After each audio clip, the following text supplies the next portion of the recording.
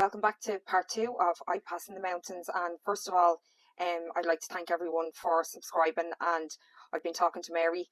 I talk to her most days and she's blown away and overwhelmed by all the support, so thank you all so much, and thank you to all the people who are confirming her story in the comments.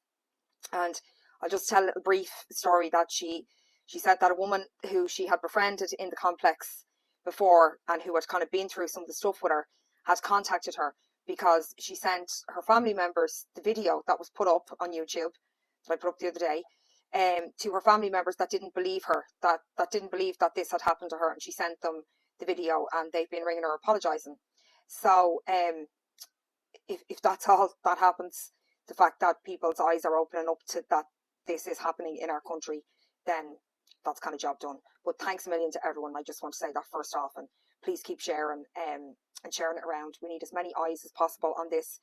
And in this video, I'm going to show you who the landlords, suspected landlords are, who used to be an owner but has just done a Houdini and disappeared off any name or ownership, and just how many companies are registered at the one address that are involved in this property. And it's a very twisty turny tale, and it's very hard to get information when there's so many layers to get through. There's lots of companies and little sub companies, and so nobody's ever really held accountable, and that's how they're doing it. That's it. They're exempt from planning permission, which means they don't have to notify communities when they're putting in an Ipas. That was supposed to be done under temporary measure in emergency situations for the Ukrainians in 2022. In 2026, that should not be happening. It is illegal. What they are doing is illegal against the Irish people. It is undeniable that it is the displacement and replacement of the Irish people.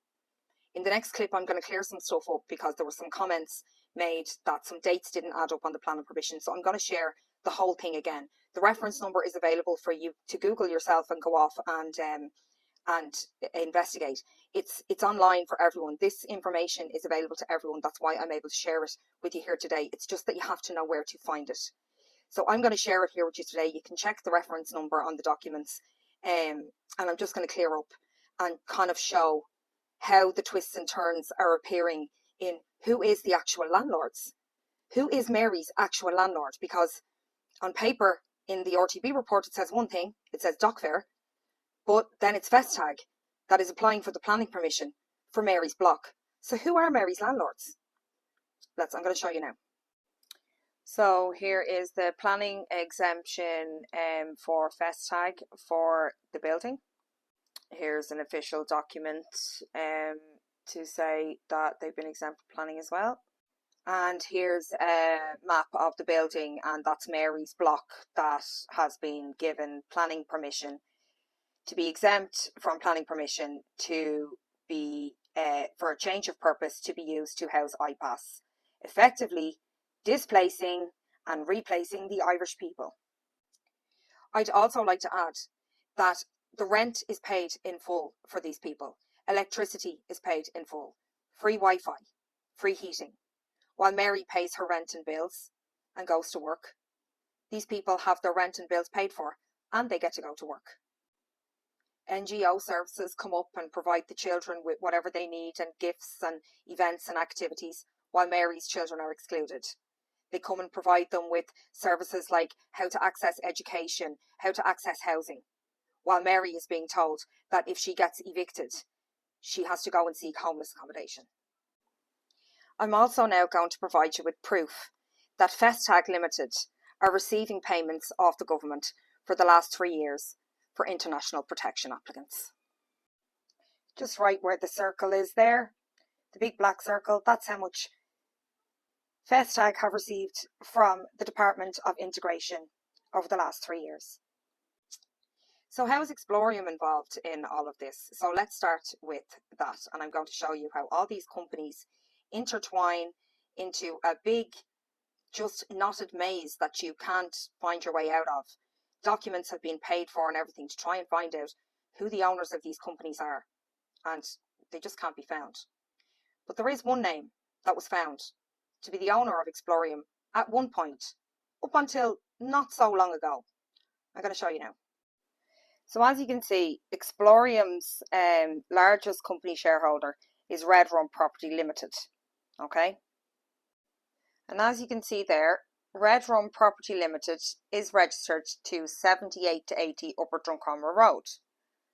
That's the same address as Docfair, which were the supposed landlords of Mary. There's Festag Limited, same address. So that's Red Rum, who is the largest shareholders in Explorium, Docfair Limited and Festag, all registered to the same address. So you can pause to read that there. You can see a few names, but you can see it's the official registered office and Irish headquarters for the Mellon charity. Well, it was. So this is Niall Mellon here. And this is John Kennedy. He's the director of KC Kennedy Management Company, and he's the management company in charge of Black Glen View, the property that is proposed to be turned into Ipas. This is KC Kennedy Estate Agents. This is the management companies. That's who John Kennedy is connected to. And here's John again, and you can see the email address is ckp.ie, so that's KC Kennedy. So all these people seem to be connected to one person, but you know, that's just speculation. So if this story has left you with more questions than answers, well, then can you imagine how Mary feels? That's how she's been feeling for the last 3 years, running around, chasing her tail, sending endless emails, asking everybody for help, and they all ignored her. In my next video, I'm going to have all of the evidence of everybody who ignored Mary's pleas for help, so they can't jump on the bandwagon this time and say that they didn't know, because they all knew. Sitting TDs in government all know about this situation and have been fobbing Mary off for the last 3 years. Just to finish off part 2, I'm going to show you the little clips I have about the lady Tiddaleo, who was deported with her family, I think it was earlier on this year. She had claimed to be South African, but apparently she was Nigerian, and she had an active deportation order here. She lived in Black Glen View, and Mary knew Tiddaleo and actually liked her, was quite fond of her. She had no idea that she had an active deportation order. She had no idea that this lady came here with false papers. So it further begs the question, how many more people are walking around or living beside people that have active deportation orders? But she was running a little business from there and having her rent and all her bills paid for, and then making money and running a little business out of there. So I'm going to just show you here, just to remind you who Tiddaleo is, and just a couple of little screenshots that Mary had to show that she knew Tiddaleo and they were running business from the Black Glen View apartments. So this is the lady here. If y'all remember her, she came over claiming she was from South Africa, but apparently she was Nigerian. Anyway, she was subject to a deportation order, so she wasn't allowed to stay here, but she was running a little business. I'll just show you now. It's a little screenshot from WhatsApp that Mary has, because Mary is quite fond of her. And so there you go. She was running a little cake business. And as you can see there at the top of the page, that's her WhatsApp there. So she was having herself a little business out of Black Glen, having her rent paid and all the rest. Nice little holiday.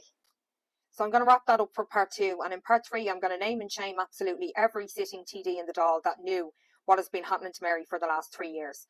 And I'm going to put up their responses and her emails. And please keep liking and sharing. And thank you again so much for watching. I really, really appreciate the support. I've been blown away. And I want to do more content like this. I want to help more Marys. I believe there's more Marys out there, and I want to find them and hear their story and keep proving that the Irish government are actively displacing and replacing the Irish people, and we have to stop it. We have to change the law in some way. We have to stop what they're doing to our people. So thank you again, and I'm going to set up an email for if anyone has a story like this that they want covered. I want to hear from people who don't get hurt. I want to hear from the people who are struggling. So thank you so much for watching, sharing, liking, commenting, interacting.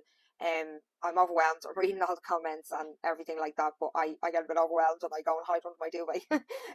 But thank you so much, and I'm really honestly blown away, and thank you for the support.